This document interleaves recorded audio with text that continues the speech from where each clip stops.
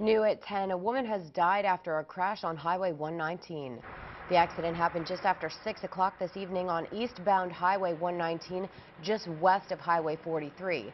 Sheriff's deputies say the woman drifted into oncoming traffic, lost control, and rolled over into a field.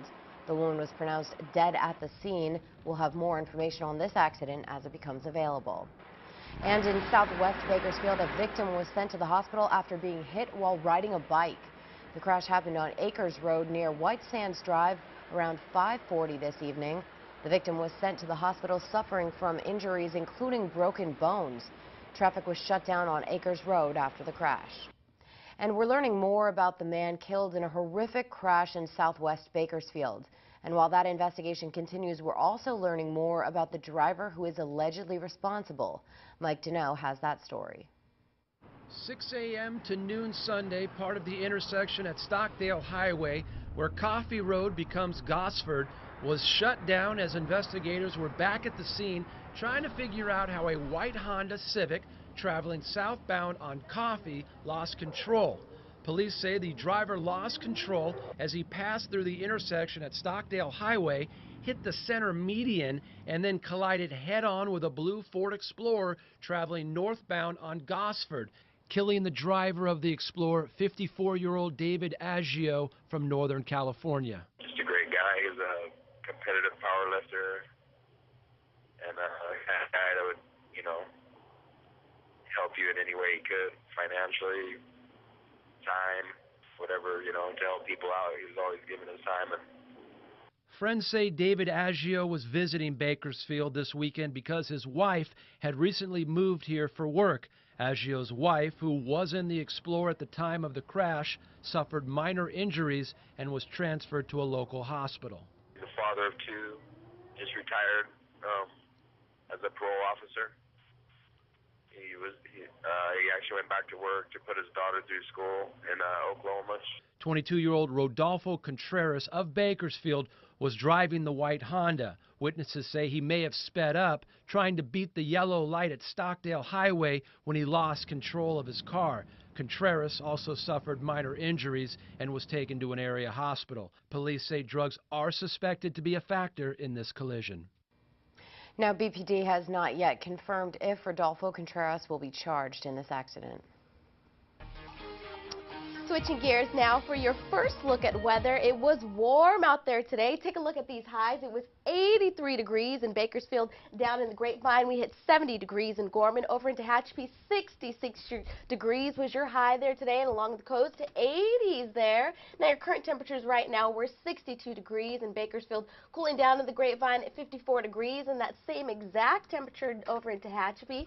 Weather headlines now. We saw some cloudy skies across the county, but that didn't stop the heat. Since yesterday, temperatures have been trending over 10 degrees warmer than usual. Things will start to even out by tomorrow, though. Now, we'll want to take note of some gusty winds in the forecast for early next week, mainly affecting the mountain passes, including Tehachapi, I-5 in the Grapevine, and Highway 178 through Lake Isabella.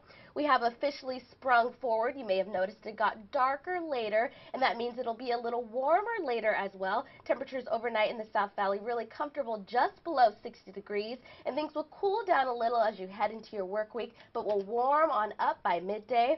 Now, in the mountain regions, temperatures overall are cooler tonight and in the morning near that 40-degree mark, but will stay warm and start your day off at 60 degrees for that midday temperature. Now, don't go too far. I've got your full 10-day forecast coming up in just a bit. Caitlin?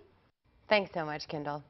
A man is in jail after opening fire on a passing police cruiser early this morning. Police say 22-year-old Walter Williams shot a police car while it was in pursuit of a stolen vehicle. It happened around 2 o'clock this morning on Haley Street near Eureka in East Bakersfield. They say as the police car passed by, Williams yelled an expletive and began firing with a handgun. Another officer confronted Williams and he was arrested after a brief chase.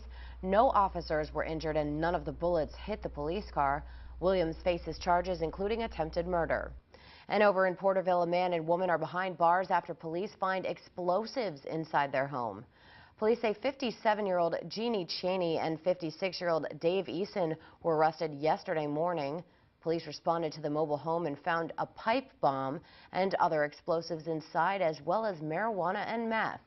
Residents in the area had to be evacuated until the explosives were deemed safe by the bomb squad. 2 days of searching and still no sign of Malaysia Airlines Flight 370. The search has been focused on the waters between Malaysia and Vietnam, but even without the wreckage, some clues are emerging. Scott Thompson has the latest. What happened to Malaysia Airlines Flight 370? Officials still have no idea, but now say the plane may have changed course mid-flight. We look back at the recording, and there is an indication, possible indication, that the aircraft may have turned back. But the question is why? No distress calls of any kind were sent, and officials have not said whether the Boeing 777's sophisticated computer systems automatically reported any problems. This does point to maybe something where at least the pilots had time to think about a strategy or a plan. But then again, once again, we come back to this plane. This is a 777. It's a very advanced plane, and the plane itself sends out messages. That scenario isn't entirely unheard of. In June of 2009, an Air France flight from Rio de Janeiro to Paris crashed after a series of pilot errors with no indication of any catastrophic issues. Another concern is who exactly was on the plane. 2 passengers used stolen passports to buy their tickets, and officials say this should have set off red flags at the airport. But that's not necessarily an indication of foul play, because illegal immigrants often use false or stolen travel documents to enter Western countries. The airline's manifest shows passengers hailed from 14 countries, 3 from the United States. One of them was this man, Philip Wood from Texas. 239 people were on the plane, and if confirmed dead, this will be the deadliest airline disaster in 13 years. I'm Scott Thompson reporting.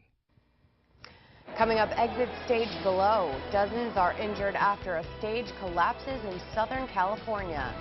And conflict in Ukraine, people in Crimea are rallying for and against Russia's intervention.